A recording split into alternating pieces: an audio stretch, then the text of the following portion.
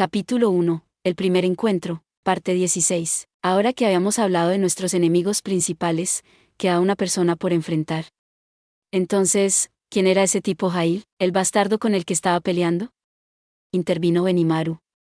Para decirte la verdad, me gusta pensar que soy bastante fuerte ahora, pero ese bastardo era sorprendentemente poderoso.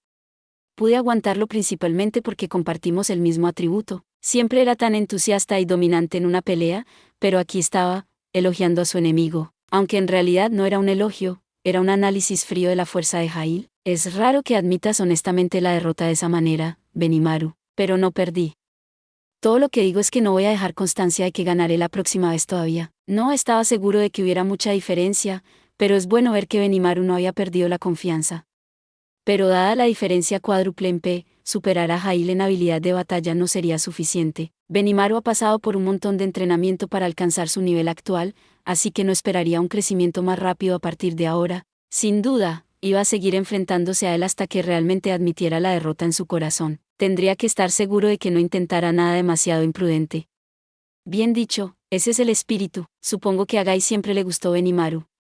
Entonces Gai asintió, recordando algo.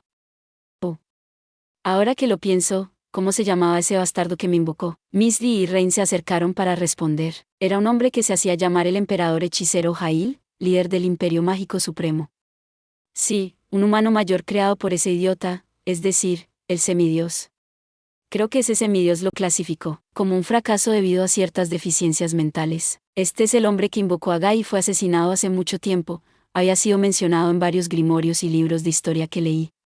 Su nombre no aparecía en nada publicado en Ingracia, pero era un hombre bastante infame, este tonto que desató al peor demonio posible en el mundo. Estamos hablando de progenitores como Gai y Diablo, por supuesto, así que tal vez no sea de extrañar que el Mesías y Gazel estuvieran tan cautelosos con él al principio. Sin embargo, no tiene sentido preocuparse por eso ahora.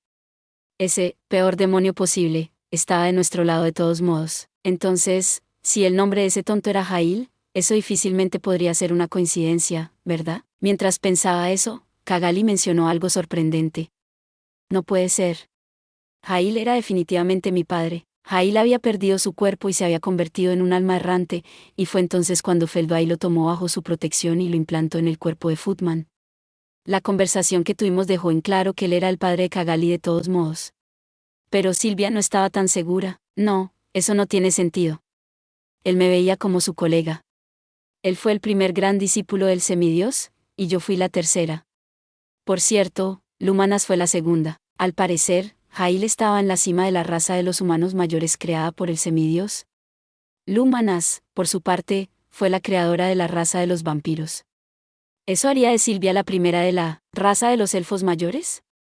Había otros discípulos como este, según he oído, pero no se ha confirmado su existencia en este momento, como el propio Jail, han desaparecido en la historia. Por cierto, Gran Duargo, el abuelo de Gazel y el primer rey heroico de los enanos, era una especie de retroceso a la era de los enanos mayores originales, habiendo heredado bastante de su sangre. También era amigo de Silvia. Es curioso cómo la gente de especies longevas puede tener a todas estas figuras históricas como conocidos, ¿no? Silvia y Guy son como testigos vivos de la historia, y dudo que se estuvieran equivocando en absoluto. Pero eso es simplemente extraño.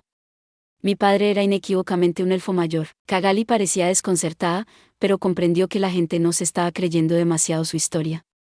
Se estaba devanando los sesos, tratando de averiguar la causa de esta discrepancia, pero los dos llegamos a la respuesta al mismo tiempo. Se apoderó de él, Jail, ¿verdad? Dije, bueno, era un bastardo en ese sentido, agregó Guy.